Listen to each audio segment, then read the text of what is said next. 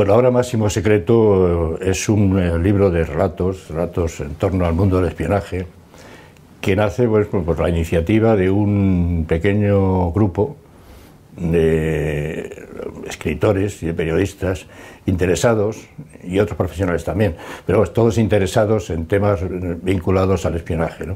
Entonces, bueno, pues se nos ocurrió que una manera de aglutinar al grupo, que sirviera un poco también de tarjeta de presentación, pues sería publicar un libro con estas características, que es un libro, tengo que decir, bastante raro en el panorama literario español, porque aunque ha habido muchas antologías y están saliendo casi continuamente sobre relatos negros, relatos criminales, una antología o un compendio, digamos, de relatos relacionados exclusivamente con el mundo del espionaje, que yo recuerde, hay muy pocos, se han editado muy pocos en los últimos años, ¿no? Entonces, bueno, esto yo creo que le hace un libro curioso y un libro original, y creo que además la gente, los 14, porque son 14 historias, las 14 historias o los 14 autores que están incluidos en el libro, pues son todos gente, como digo, muy vinculada al mundo del espionaje en la ficción, y algunos incluso en la realidad.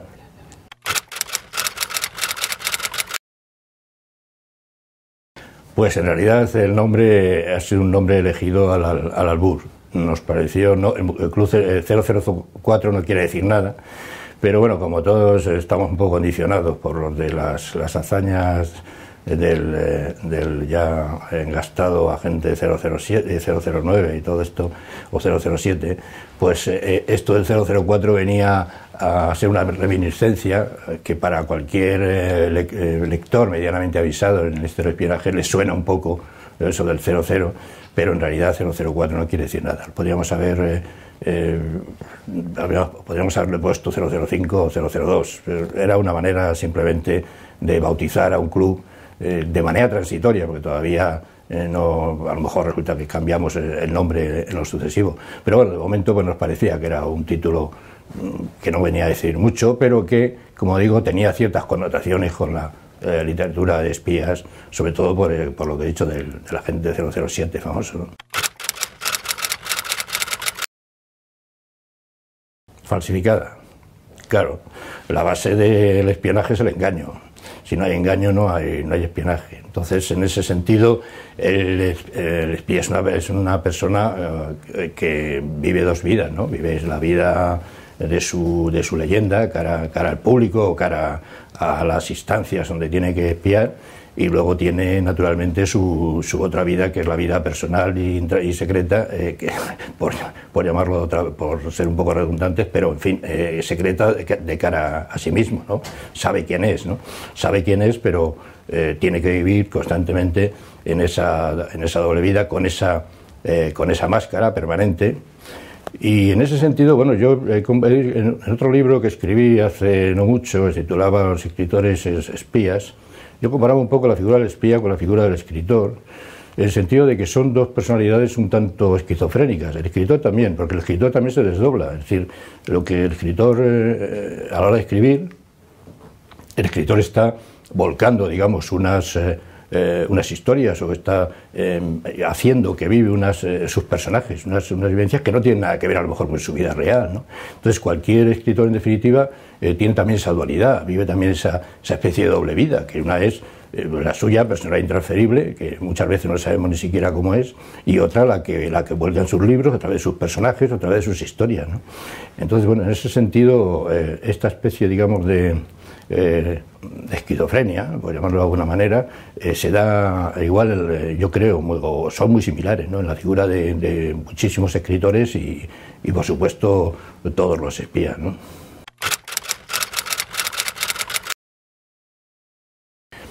Hombre, no siempre, pero sí muchas veces, pero bueno, la realidad en ocasiones efectivamente sí supera la ficción. De estos 14 relatos que hemos dicho, hay 3 que son casos reales, ¿no? Que dos de ellos están vinculados a la guerra hispano-norteamericana de 1898, y el otro es un relato de un autor chileno que que es o que ha sido hasta hace muy poco agente de la seguridad chilena y que cuenta un poco los entresijos, los recovecos de cómo fue, digamos, la defenestración política de Pinochet, que fue debido a una maniobra también en la que el servicio secreto tomó buena parte, ¿no? Entonces, estas tres historias son las únicas, los únicos tres casos reales. El resto son historias de ficción, aunque inspirados también en casos reales, ¿no?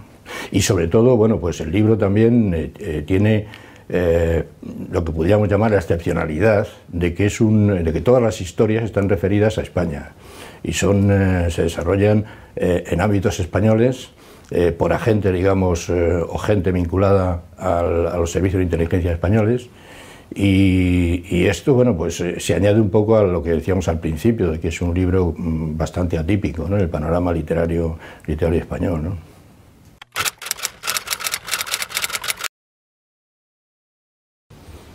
Yo creo que en muchos casos sí, y cada vez más, por desgracia. Es decir, los recursos o los resortes que tiene actualmente con el desarrollo tecnológico tan brutal, ¿no?, que se está experimentando casi diariamente, en el sentido del control, ¿no?, de determinadas actividades individuales. Como digo, este control se va reforzando, ¿no? Se va reforzando, y yo creo que en esa especie de duelo que viene a ser la lucha por las libertades personales, individuales, y lo que podríamos llamar el control colectivo, por desgracia creo que el individuo va perdiendo la batalla ampliamente, ¿no? Es decir, cada vez otra cosa es que lo hagan, ¿no? Desde un punto de vista democrático, pues hay gobiernos que a lo mejor se abstienen de hacerlo, ¿no? Pero cualquier gobierno que quiera controlar colectivamente tiene hoy medios más que suficientes para que cualquier persona pues pueda ser investigada de arriba abajo casi al minuto, ¿no? Esto es así. Y por eso digo que es un duelo permanente en el que el individuo, lo que podríamos llamar las instituciones o las instancias democráticas tendrán que actuar para contrapesar un poco ese enorme poder que la tecnología da a cualquier gobierno, ¿no? Pero sobre todo a los gobiernos poderosos, lógicamente.